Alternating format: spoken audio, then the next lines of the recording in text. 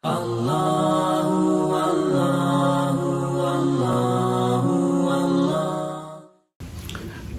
wa salatu wa salamu ala Rasulillah. Assalamu alaikum wa rahmatullah. Wa alaikum assalam wa rahmatullahi wa barakatuhu. What is the role if someone mistakenly recites surah loudly during the Dhuhr and Asr prayers? Can they recite silently as soon as they realize? Does the person need to do sajda sahw for that mistake? Jazakallah khairan. In Dhuhr and Asr prayers, to recite Surah Fatiha or any surah, it is wajib. And Fajr, Maghrib, Isha, it is wajib to recite the Quran out loud. If by mistake, let's say we just prayed Isha, if the Imam or individual person is praying Allahu Akbar and he started reciting it in a low voice, Alhamdulillah, sajda sahw will be wajib. And then all of a sudden realize that he can say it out loud, right? The Imam. The same thing with Dhuhr and Asr. If someone by mistakenly said Allahu Akbar and is saying it out loud, Alhamdulillah Rabbil Alameen Ar-Rahman Ar-Rahim, all of a sudden realizes, then you should make sajda sahw. So yes, sajda sahw will be done.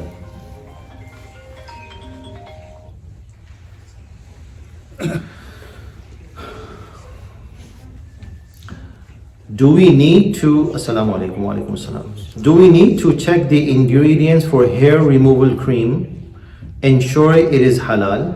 Meaning, do we have to make sure that that hair removing cream is halal or not to use? These creams are meant to be washed off very soon after applying, around 5 minutes. In principle, it is not permissible to use anything that has haram ingredients in it. Consuming halal, meaning taking halal, it is not only internally but it is also externally. It is not that, okay, haram food or drink we cannot take, we cannot eat or drink. But the outer part of our body we can apply, no. That is also haram. So we have to make sure any cream, lotion, hair removing cream, whatever it is that we apply it outside of our body, we have to make sure that the ingredients are okay with it. Right? So any hair removing cream that has some kind of a impure or haram ingredients in it, even though we're just washing it off after 5 minutes, even though they have to be, it is not permissible to use that cream. There is always an alternate. Alhamdulillah, at least we have alternate. There are creams, hair removing cream that is plant-based, vegan, or they have all these different things. They might be a bit expensive, sometimes it is, but we have to do this.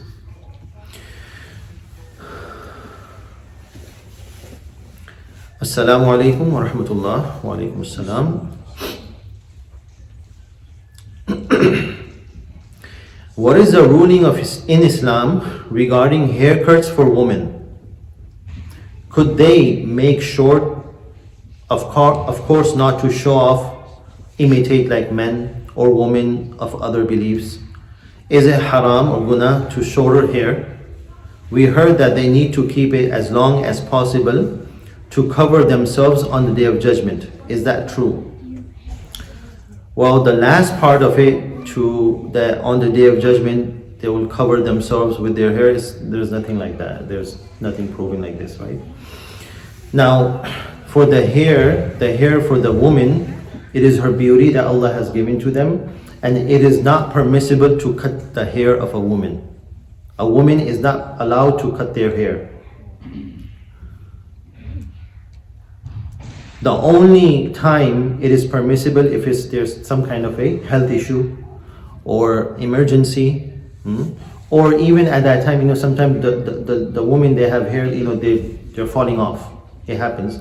So it is permissible for them to cut a little bit, those sides in Napoleon, and just cut it maybe an inch, so that once they cut those hairs, then it doesn't fall off. They have these treatments. It is permissible to do that, but other than that, to cut it very short or have this, it is not permissible. Even for if they're doing it for the husband, a lot of things becomes halal for the wife to do. There's nothing wrong with that. But these things, it is not permissible to make a fashion or cut them too much. For these type of reason, it is fine. That is it. For example, they're in ihram, they've done their umrah or hajj, they can cut it. Of course, they have to cut it actually like an inch, half an inch or an inch maximum.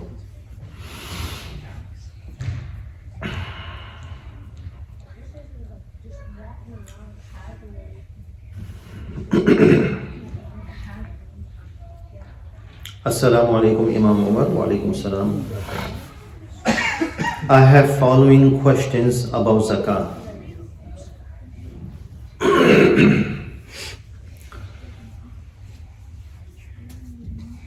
Okay, by the way, before answering this, Afan, can you look at the price of gold and silver, and then I will answer that in the meantime. Okay, 87.48 grams of gold. What is the price of it today? And 612.36 grams of silver. What is the price of today? So in the meantime, you take that, will answer some other question. There's a question. It's not here. There was not somebody. Someone just called me and asked a couple of days ago about Hajj. Now, as we all know, the Hajj has become very expensive, right? Last year was what? Minimum was, I think, $12,000 per person, the minimum package. So they were asking that Hajj has become so much expensive, and if someone has, let's say, for example, $12,000, or let's say, does a person has to do Hajj, even though he has the minimum package and all that? So this was a question, right? The answer is, look, it's very simple and very easy. وَلِلَّهِ عَلَى النَّاسِ حِجُّ الْبَيْتِ مَنِ اسْتَطَاعَ إِلَيْهِ سَبِيلًا. Whoever has the means. What does that mean? What is that? What it means is that, let's say, for example, whatever the package of today is, 12,000, 50,000, whatever, minimum, whatever it is, that you have some that you leave behind as well, a bit. So because it's not told you just being broke and everything, you just give away all that and buy that package, and then you come back and you're asking for money. Lend me some money for a month or a couple of months. No. It is that whatever means you for the Hajj, for the way, everything you have with you easily, and you left some behind as well. So no matter how expensive the Hajj will become, if you don't have it, it is not farz upon you. Even though you're giving zakat, we have to understand that even though you have the nisab, you're giving zakat every year, but you do not have that much money to perform Hajj. So Hajj is not farz anyways for you. Then don't worry about it. Relax. I know, I can understand a lot of people want to go, but when Allah subhanahu wa ta'ala has made it easy for you, why making it difficult? If you do not have that much money amount to go, or you do have that much amount, but if you're gonna give it away and you don't have anything to give, like the rent and the utilities and this and that, it is not for us. So we have to be we have to understand our deen. Our deen is very easy, but sometimes we make it difficult upon ourselves, right? And alhamdulillah, inshallah, keep on saving. Mufti Rafi Uthmani, rahimahullah, he was Mufti Azam, Grand Mufti of Pakistan. He was the son of Mufti Shafi, rahimahullah, right? And he was the brother of Mufti Taqi Usmani, right? who wrote a famous tafsir, Ma'arif al-Quran. He told me once his story. What was his story? He said that when I was in an age, young, when I was young, I used to have an envelope and just wrote for Hajj. And whatever I had or some extra or someone gave me some money, I used to just keep on putting it. 10 rupees, 20 rupees, 50 rupees, whatever it came. And so much barakah happened with that intention and that. Look, one is intention and one is the effort. That's it. That's what Allah needs. Allah wants from us. Allah doesn't need, of course, but it wants from us. Intention and the effort. So when we are making this intention, making an effort, even though let's say for example $5, $10, what's going to do with it? Comparing to $12,000 and $15,000. If you just keep on putting it slowly. But Allah, he said that Allah made it so much blessing in it. The same year I went for Hajj. Wow. Subhanallah. And believe me brother, I did the same. In 2015. Me and my wife. I only had that much money for one. That I can go, or of course my wife can, because she had any mahram, I could have gone.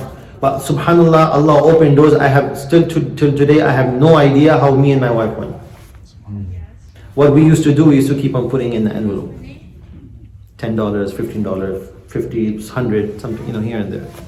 And subhanallah, within maybe a year, like a year and a half, subhanallah, in 2015, me and my wife went for Hajj.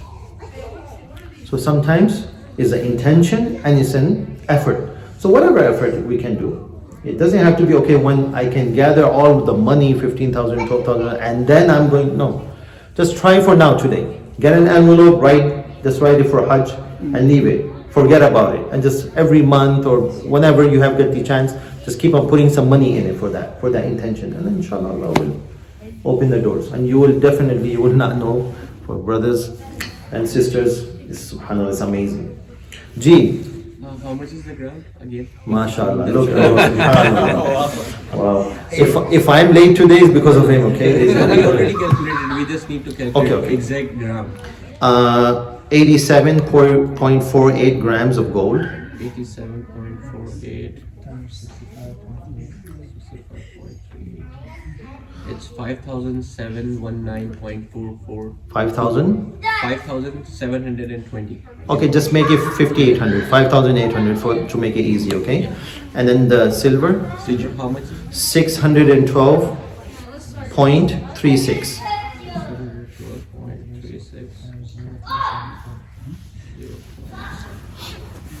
It's 453.14.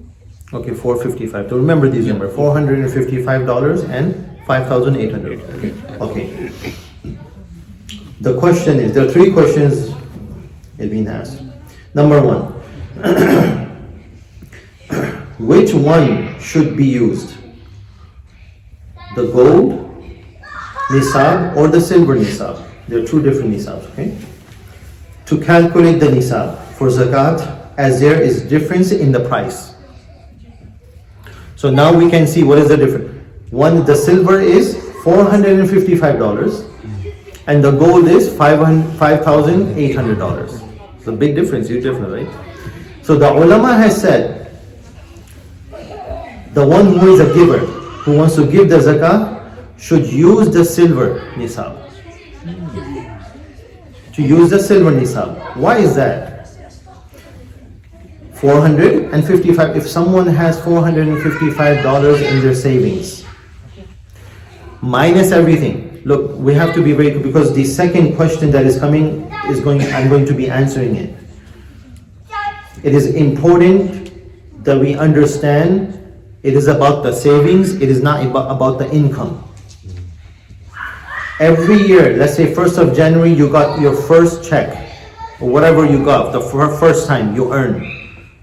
And then the next year of 1st January, then zakat becomes first. So because the amount will be up and down, right?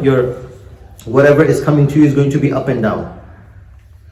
So whatever on that day, January 1st, And I did mention this, I had a whole lecture about this in detail about zakat. The rent, the utility bills, the grocery, whatever, minus that, you have to give, right? I mean, you have to, and then whatever is left, then that is only going to be given in zakat.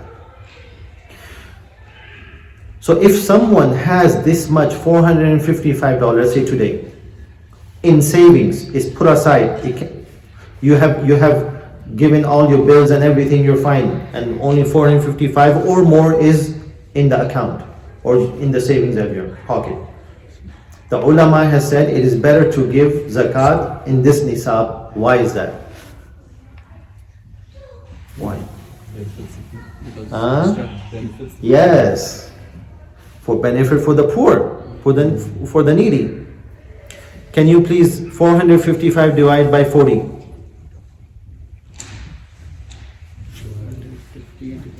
55 divided by 40. Little over $10. Little over $10. 11.25. Let's say $15. So what is this? 15? Nothing. Nothing. Nothing. We just go outside. Sometimes we just Just do a coffee. 15, just a coffee and maybe one croissant, and that's it. $15 is gone, right? Or one donut. So this nisab, whoever wants, a giver should have this nisab, should be giving it to in, because you're already in this nisab, and it's better meant for the poor people, of course, right? Number 2, if someone has asset valuing lower than 87.48 grams of gold, but more than 612.36 grams of silver, can he or she is eligible to get zakat? So 2 questions here. Number 1 was the first, the giver. So when should we be giving is the silver nisab. Okay, think of the silver nisab, whatever is it, and give. Alhamdulillah, and the more you're going, the more barakah will give, right? Number 1. Number 2 is the other question to a person who receives the zakat. Let's say, for example, he has less than the gold, but more than the nisab of silver. So he should be a giver, not a taker. He should be. If someone has the nisab of silver more, what, 612, like $455 more than that, he should not be receiving zakat. He should be giving it. Now, this is very important to understand. Let's say, for example, he has only $455. Nothing else. He doesn't have money to give rent, grocery and all that, but he has let's say he has $500. Yes, then that person will be eligible for zakat, because he doesn't have, that is not his saving actually, he has to spend it, because he has to spend in rent and food and gas and this and that. So then this person, because that is not going to be considered saving, because he has different expenses as well to use. If he's going to do that, there will be zero in his pocket. Understand? Right? Number 3, if someone's wife and minor daughter have gold ornaments valuing more than nisab amount, who is responsible for paying zakah, husband or wife? Husband is always Muslim, huh? Everyone, subhanAllah, everyone. Those who are laughing, they know the feeling. Subhanallah. Okay. The reality is, if wife has these ornaments, gold, silver, and it's above the nisab, it is her responsibility. If she has some cash, she has some, because that is first for her, not for the husband. But if the husband is paying on her behalf, telling her, look, I'm taking out this much money, this is your zakat, it is yours, this money, and then I'm just giving it, that is fine, no problem, zakat will be given. But there are some sisters, some women, they work, they have their own accounts, so of course it is their responsibility, it is first upon them, not upon the husband. We have to understand that. But if the husband is giving from his side and saying that, look, this is the money and this is the zakat for you and I'm paying it, And she's, of course, you will say, Alhamdulillah, that's fine, no problem. So you just give it out, no problem, right? Because you're giving it on her behalf. So that money that you're taking out is not yours, it's actually hers, zakat. So that is fine, no problem. But in reality, it is, if a woman she's working, a working woman, she has gold, she has silver, she has cash and all this, then she should be responsible for giving zakat. Can she give it to the husband if he doesn't have the money?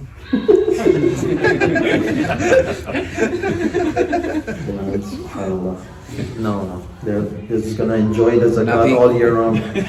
No.